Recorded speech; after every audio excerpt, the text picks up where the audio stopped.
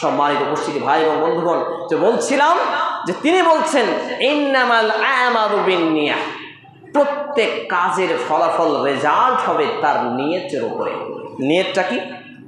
ভাগাভাগিতে একটা কিছু নিয়েছেন 3-4 বন্ধুতে বা 3-4 ভাই, আপনার দিকে খারাপ জিনিসটা পড়ে গেছে ভাগে, আপনি বলছেন ভাইটার নিয়তটা খারাপ, আমাকে ঠকে দিল। নিয়ত কোথা থেকে হয় তাহলে? অন্তর থেকে। হানাফি মাযহাবের হানাফি ভাইরা বলে যে নিয়ত মানে মুখে পড়া, নিয়ত মানে অন্তরে করা, মুখে পড়া হচ্ছে বিদআত। তো আমি এবং আপনি যে কাজ করেছি এটা বিদআত হতে পারে। কোনটা?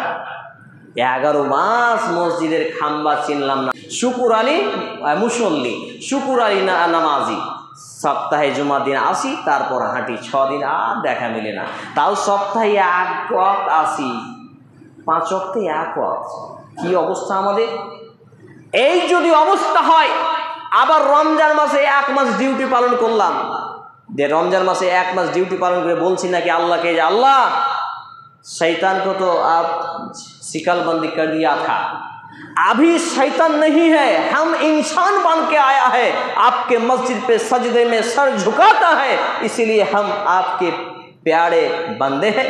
नहीं, আসলে কিন্তু এটা নয়। আসলে শয়তানকে বাঁধা হয়, শয়তানের পাওয়ারটা একটু দুর্বল হয়ে যায়, আর আমরা এগুলো লোক দেখানো করি। আহারে যদি রোজা না থাকে বলবে এত বড় শরীর নিয়ে ছোড়া রোজা করে না, অমুকের জামাই জি অমুকের বেটা রোজা করে না, এই লজ্জাতে। তাহলে ইন্নামাল আমালু বিন্নিয়াত, যেই ব্যক্তি নাম কামানোর জন্য যদি ভালো কাজ করে নাম পাবে, যদি নেকি নেওয়ার জন্য ভালো কাজ করে নেকি নেবে। তাহলে বলুন, তারপরে 1 মাস পর বিদায় ঘন্টা আর খুঁজে পাওয়া যায় না, হারিকেন জ্বালিয়ে খুঁজে পাওয়া যায় না।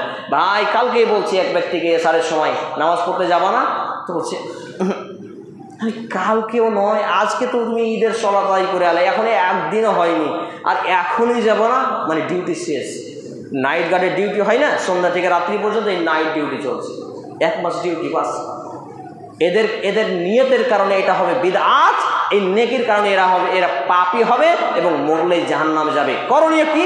সূরা আল ফুরকান 25 নম্বর সূরা 70 থেকে 74 নম্বর আয়াত আমি সংক্ষেপে বলছি, সময় পাড়িয়ে গেছে। আপনি দেখবেন আল্লাহ রাব্বুল আলামিন বলছেন, কেউ যদি তওবা করে ফিরে আসে, যত বড়ই পাপী হোক, যা করেছে, জেনা করেছে, ব্যভিচার করেছে, লুচ্চামি করেছে, আর কিছু করেছে, তওবা করে ফিরে আসে, আল্লাহ রাব্বুল আলামিন তার তওবাকে কবুল করবেন এবং সমস্ত পাপগুলোকে নেকিতে রূপান্তরিত করবেন, কনভার্ট করবেন, বলি সুবহানাল্লাহ। তাই আমাদের উচিত হলো তওবা করে ফিরে আসার, নামাজ মৃত্যুর আগে পর্যন্ত না ছাড়া, নইলে নেকিও পাবো না, জাহান্নামে যাব। আর যদি ফিরে আসি, পাপগুলোকে আল্লাহ নেকিতে পরিণত করবেন, বলি সুবহানাল্লাহ। সম্মানিত উপস্থিতি ভাই এবং বন্ধুগণ, জুমার খুতবার সময় শেষ হয়ে গেছে। এ পর্যায়ে আমি সংক্ষেপে 2টি কথা বলবো আপনাকে।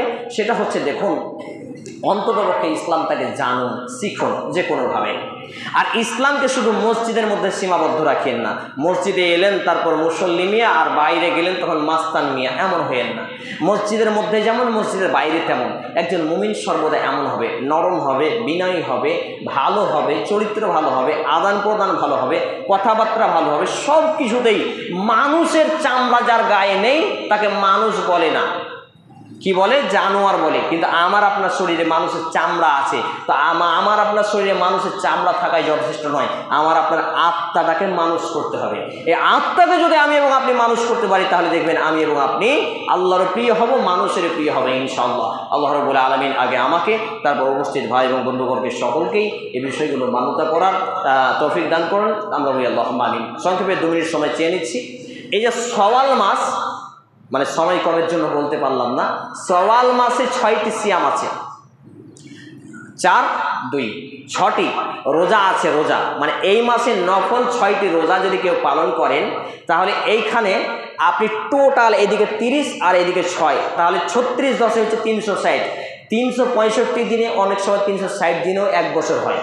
তো আল্লাহ রাব্বুল আলামিন আমাকে এবং আপনাকে 1 বছর রোজা রেখে যা নেকি হয় সেই পরিমাণ নেকি লিখে দেবেন, বলে সুবহানাল্লাহ। অতএব আমরা এই মাসে, কালকে থেকে হোক, পরশু থেকে হোক, ধারাবাহিক হোক, ছেড়ে ছেড়ে হোক, 6টি রোজা আমরা রাখবো, অন্ততপক্ষে আমরা বলি ইনশাআল্লাহ। আল্লাহ তাআলা কবুল করুন। আল্লাহ রাব্বুল আলামিন আমাদেরকে আমল করা সহজ করুন এবং আমাদের এই যা রমজানে করেছি তা কবুল করে আমাদের জন্য এটিকে জাহান্নাম থেকে বাঁচায় এবং জান্নাতের ওসিলা হিসেবে কবুল করুন। আমরা বলি আল্লাহুম্মা আমিন। আল্লাহ রাব্বুল আলামিন, আমরা মানুষ, আমরা ভুল করি, আমরা পাপ করি, এটি স্বাভাবিক। আমাদের জানা অজানা প্রকাশ্যে গোপনে দিনে রাতে সব পাপগুলোকে মাফ করুন। আমরা বলি আল্লাহুম্মা আমিন। হে আল্লাহ তাআলা, আমরা যারা অসুস্থ আমাদেরকে পূর্ণাঙ্গ সেফায়ে কামিল আজিলা দান করুন। আমরা যারা অভাবী আমাদেরকে অভাবমুক্ত জীবন দান করুন। আমরা বলি আল্লাহুম্মা আমিন। হে আল্লাহ তাআলা, আমাদের যারা অসুস্থ আছে তাদেরকে সুস্থ দান করুন। হে আল্লাহ তাআলা, আমাদের যারা মৃত্যুবরণ করছে মুসলমান হয়ে, যেমন করে আমার মা, নানা নানি, উপস্থিত ভাই এবং বন্ধুবান্ধবদের কেউ না কেউ মৃত্যুবরণ করেছে, আল্লাহ যারাই মুসলমান হয়ে মৃত্যুবরণ করছে আপনি তাদের জীবনের ভুল ত্রুটি ক্ষমা করুন, তাদের কবরে শান্তির বিছানা বিছিয়ে দিন, তাদেরকে জান্নাতুল ফিরদাউস নসিব করুন। আমরা বলি আল্লাহুম্মা আমিন। এ দাবি, এ দোয়া, এ দরখাস্ত সুবহানাল্লাহ সুবহানাহু ওয়া তাআলার সামনে রেখে আমরা আমাদের আলোচনা এখানে ইতি টানছি। سبحان ربك رب العزة عما يصفون وسلام على المرسلين وآخر دعوانا الحمد لله رب العالمين. السلام عليكم.